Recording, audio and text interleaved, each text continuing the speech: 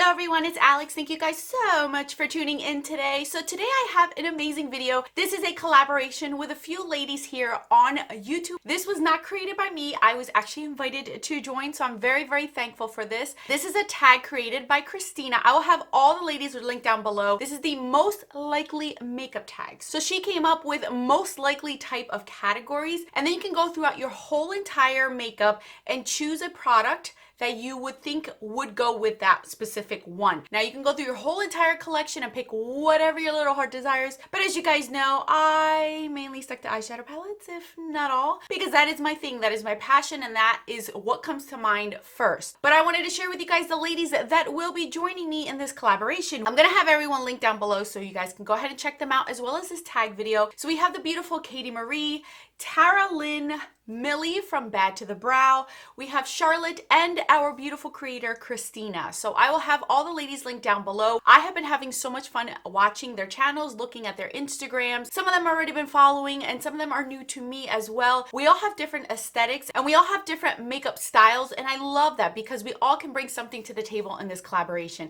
It's a very, very diverse group of people as far as our makeup styles go, and I love that because we all have our little different things on. So before we get into this tag video, if you're new to my channel, welcome to the familia. My name is Alejandra. I'm an eyeshadow enthusiast with a dash of Project Pan. If that is something that interests you, subscribe, join us. And now without further ado, let's get on with the tag video. Okay, so I have all 14 of the categories down here. And as you guys know, obviously this is called the tag video most likely. If you guys want to do this tag too, let me know in the comment section. And if you are a content creator or have an Instagram, I'd love for you guys to do it as well. Now, like I mentioned in the beginning of this video, the majority, if not all the questions or the categories I have picked an eyeshadow palette for. So I have eyeshadow palettes for all of these categories. Are you surprised? All right, so the first one that we have is most likely to look amazing after a long day. And that one honestly came to this one. And I chose this specific one. This is the ColourPop Good Sport palette. The reason why I chose this one specifically is because I mainly gravitate towards the summertime with this one, and in the summer I am the oiliest. It is the most humid around my area, so for me this really does the trick. It lasts on my eyes, it doesn't fade away, I don't have to really babysit it and know that it's gonna last the whole entire day. From the time I put it on in the morning to the time I am done barbecuing, partying, doing whatever I am doing in the summertime, this palette never ever fails. So that definitely went to this one. The second one is most likely to use during Halloween, and this one I automatically came up with this one. This is the Hip Dot Crystals palette. This is an all pressed glitter palette. I love this one for Halloween. It's so perfect. It just goes with everything. You can make yourself sparkle, your body sparkle, your face sparkle, your hair sparkle, whatever you want to sparkle. This palette will do for you. And you have so many different colors that it'll go with whatever theme you're doing. Pirate, a devil, a flower, a fairy, whatever you name it that you want to be, this will do the trick for you during Halloween season. So automatically, this is the palette that I would use specifically for Halloween if I wanted to do something creative and fun. The third one is most likely to land me the job. Now, this one I was kind of feeling bittersweet about because honestly, I don't think your makeup should say whether or not you should get a job. It should be your skills and what you bring to the table. But for the sake of just going along with it, if I were to go to a job interview and I needed to look practical because you know, you can't go out with one of these even though I'd love to, I would actually choose the Tartelette in Bloom. This palette is it could go darker, deeper, sultry if I wanted it to, but I can also do like an everyday kind of look where it'll be a nice wash and be done with it. This will enhance my features without being so in your face like what I'm wearing today,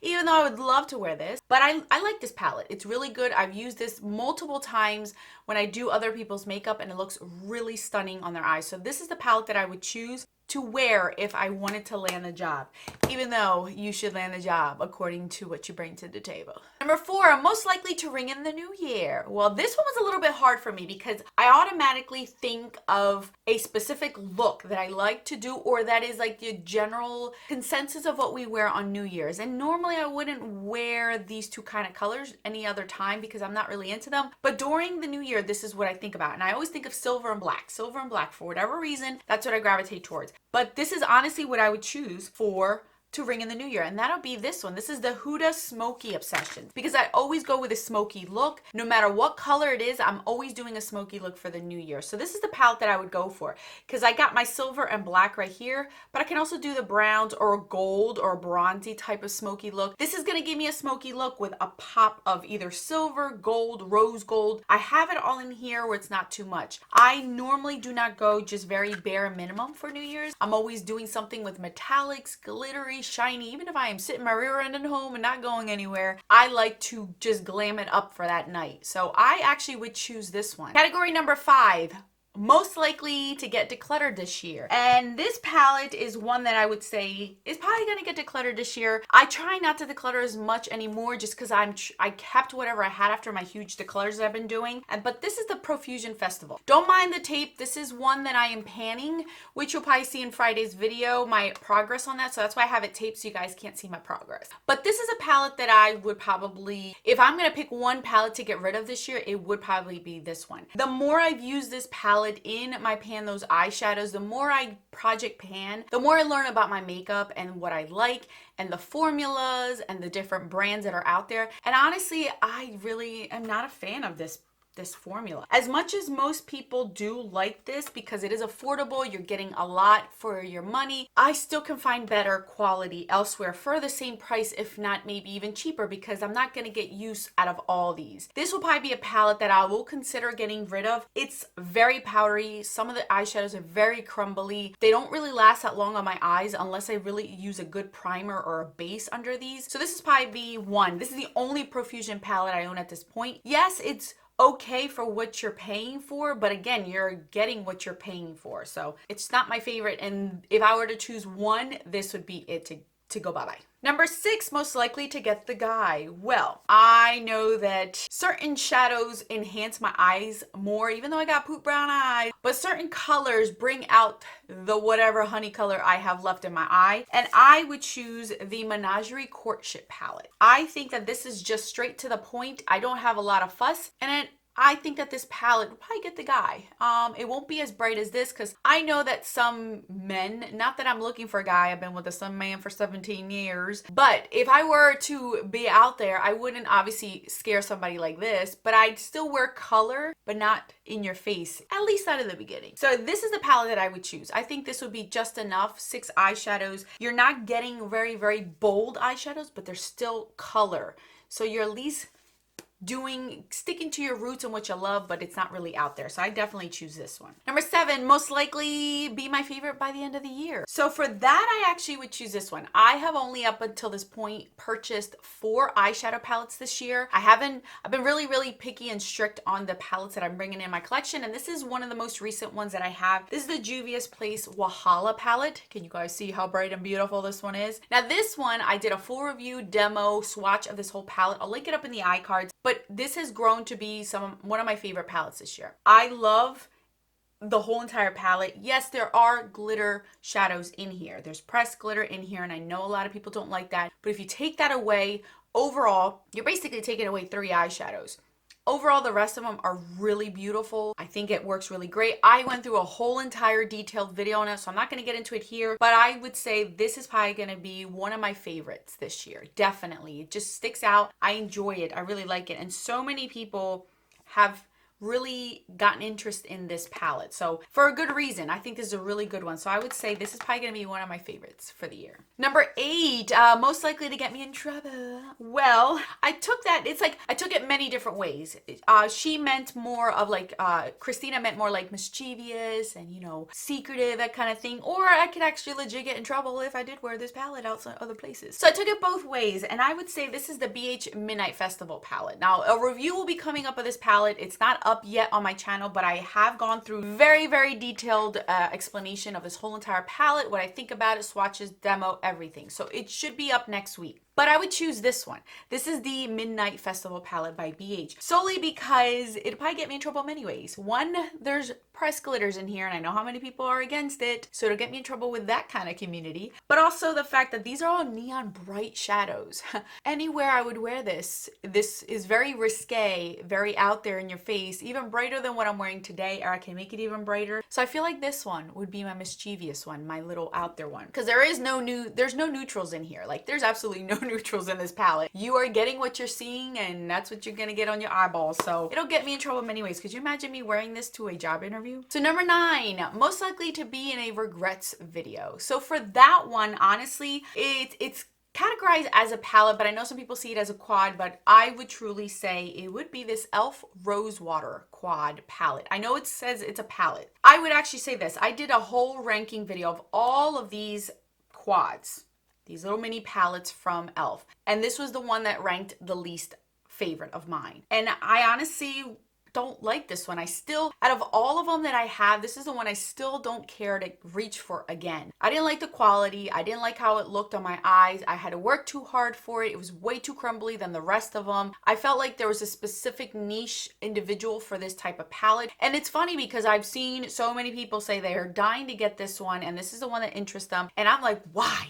Why would you want that one? I didn't like it at all. And I am probably in the minority. But again, I noticed that those individuals are either fair skin or light skin. And I'm not either one. I'm a light to medium. So this one just didn't look right on me. I definitely, out of all of them, I would regret this one. This is the one that I would regret. And I probably put this one in the one that would be decluttered at the end of this year. But I didn't want to repeat that. Number 10, most likely to hit pan on. I think, now I do a lot of project pans. If you don't know, I do a lot of project pans. So a lot of my products seem to be getting more and more pan as the years have gone by. But I want it to be a goal, and crossing my fingers, this will eventually be in a project pan somewhere. But I think that this is the one I want to hit pan on this year. I love this palette. This is the Weekend Festival by BH. This one is just absolutely beautiful, and I want this to be shown more love. I want to hit pan on one of these eyeshadows. I want this to be shown that this is one of my favorites. As much as I rave about it, if you look at it, you could see that I've used it, but I haven't abused it, and I want to abuse it. So I do want to hit pan on this one, and I'm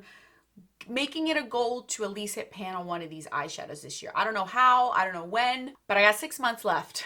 I got 6 months. Number 11, most likely to get me compliments. And now this one I had to think about very closely to you guys. You are the viewers, and what is it that you guys are always complimenting me on whenever I wear something on my eyes? And that was a no-brainer. And obviously it's my favorite color too. But anytime I wear green eyeshadow, you guys are always raving about how beautiful it looks on my eyes. Not to mention it is my favorite color. So I went with this one. This is the Give Me Glow Juicy Olive palette. This is an all green eyeshadow palette. And no matter what green eyeshadow from whatever palette I wear, you guys love it. So this is one of my few all green eyeshadow palettes. So I had to include this one for that. No matter how I wear green, you guys love it. And I love that you guys love it because it is my favorite color. So I love rocking it out. So I would definitely say this is the color scheme that I get the most compliments on whenever I wear it on my eyes. Number 12, most likely to repurchase. Now, it takes forever for me to finish a complete eyeshadow palette. I've never done that before where I've completely finished a whole entire eyeshadow palette, but I'm also well aware of how long it takes to finish one. So it'll be years before I ever repurchase any of my eyeshadow palettes. They will go bad and die before I even finish one completely up. But if I had to choose one where it got lost,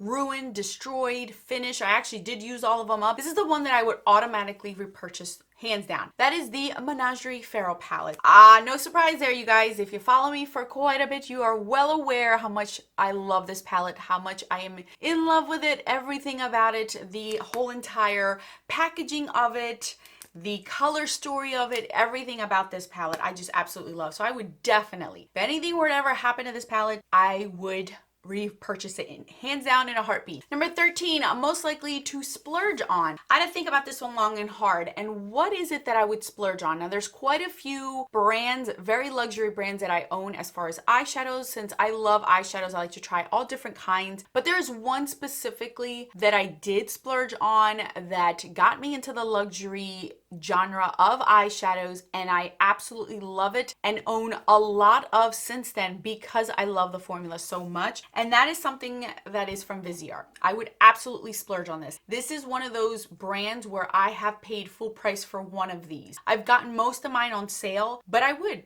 This is one I paid the full $80 for. I love this one. It really does make you look like the expert at blending, the expert at eyeshadows. Amazing. I just love this formula. It really is so good.